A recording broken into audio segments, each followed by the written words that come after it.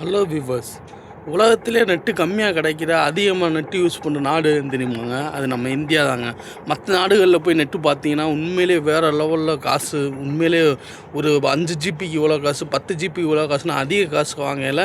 India மட்டும் ஏங்க அவ்வளோ கம்மியாக தருதுன்னா, இந்தியாவில் ஜியோ வந்ததுக்கப்புறம் தாங்க. ஜியோ நிறுவனம் வந்து நாங்கள் நெட்டு ஃப்ரீயாக தரோம் அப்படின்னு சொல்லி அனௌன்ஸ் பண்ணி 2014 ஆரம்பித்தது. இப்போ வரைக்கும் ஜியோ கம்பெனி யாருமே அடிச்சுக்கிறோம்னா, அது வந்ததுக்கப்புறம் ஏகப்பட்ட நிறுவனங்கள் வந்து லாஸ் ஆகிடுச்சுங்க.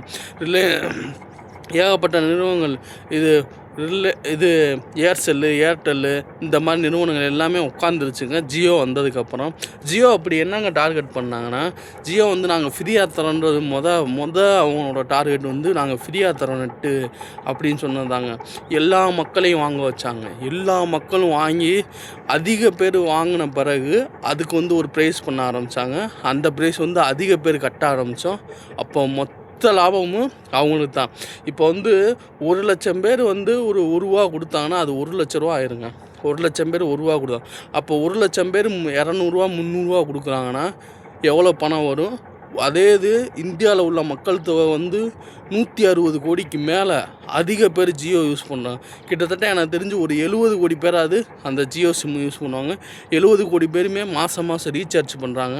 அப்போ எவ்வளோ பணம் மாதம் வந்து அவங்களுக்கு போகுன்றதை பாருங்கள். அந்த கம்பெனி வந்து லாப நோக்கத்தோடு செயல்படுதானா?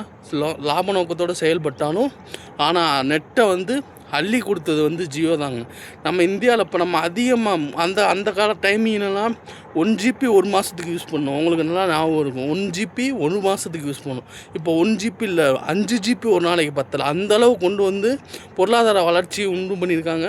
மக்களோட வந்து திறமைகளை வந்து வளர்க்குறதுக்கு அது மூலியமாக ஏகப்பட்ட யூடியூப் சேனலும் வளர்ந்துருக்காங்க. அது மூலியமாக ஏகப்பட்ட ஸ்டாக் மார்க்கெட் உருவாகிருக்கு. அது மூலமாக சின்ன சின்ன ஐடி நிறுவனங்கள் இல்லை தனியாக ஆப் ரெடி பண்ணி வியாபாரம் பண்ணுறவங்க இவங்க இப்போலாம் முன்னேறி மேலே வந்திருக்காங்க.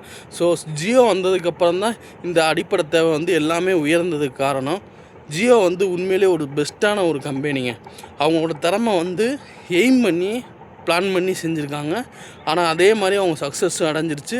ஆனால் அதை வந்து தக்க வச்சுக்கணுங்க. அடுத்து வேறு ஏதாவது வந்துச்சுன்னா அதை டார்கெட் பண்ணிவிட்டு அடுத்து அந்த இதுக்கு தாவணுமே தவிர அவங்க எதுலேயும் இருக்க மாட்டாங்க. நீங்கள் வேணால் பாருங்கள், நீ போக வந்து ஏகப்பட்ட இந்த நெட்டு சம்மந்தமாக 5G 6G எல்லாமே போய்க்கு இருக்கும்போது டக்குன்னு சடனாக வேறு ஒரு வேரியண்ட் வரும் நெட்டுலேயே.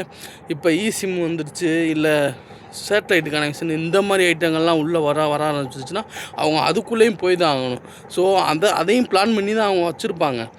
அந்த தேவையை வந்து பூர்த்தி செஞ்சால் தான் ஒரு கம்பெனி வந்து நிறுவனம் வந்து முன்னேற முடியும். அதே மாதிரி தாங்க நம்ம லைஃப்பும்.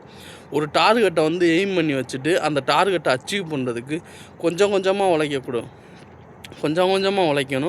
அது போக உங்கள்கிட்ட அமௌண்ட்டு பெருசாக இருக்குன்னா முழுசாக இறங்கி லாபம் சம்பாரிச்சிடலாமா அப்படின்னு யோசிக்காமல் சம்பாரிச்சிட முடியும் அப்படின்ற பட்சத்தில் ஒரு துளி கூட யோசிக்காமல் இறங்கி இன்வெஸ்ட்மெண்ட் பண்ணியிருந்தேங்க. இது தாங்க ஜியோட்ட இருந்து கற்றுக்கிற வேண்டிய உண்மையான விஷயம்.